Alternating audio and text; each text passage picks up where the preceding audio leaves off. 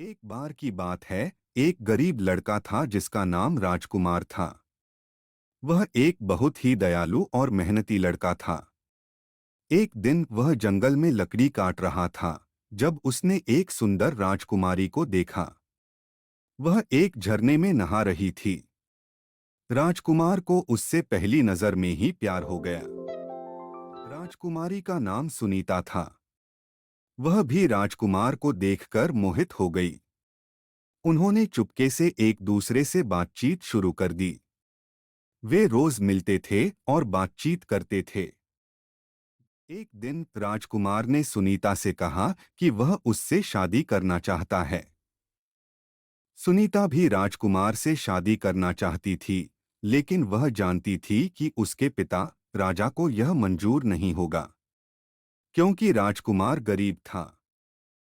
सुनीता ने अपने पिता से राजकुमार से शादी करने की इच्छा व्यक्त की। राजा ने जब यह सुना तो वह बहुत क्रोधित हो गया।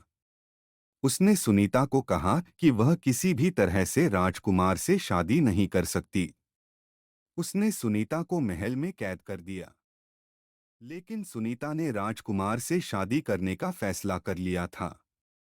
वह महल से भाग गई और राजकुमार के पास चली गई। राजकुमार और सुनीता ने एक मंदिर में शादी कर। जब राजा को पता चला कि सुनीता राजकुमार से शादी कर ली है, तो वह बहुत क्रोधित हुआ।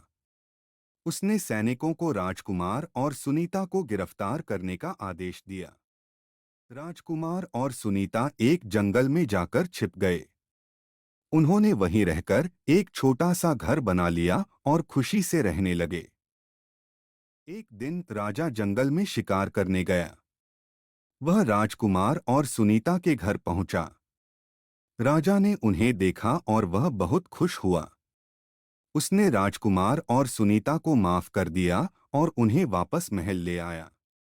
राजकुमार और सुनीता महल में बहुत खुशी से रहने लगे।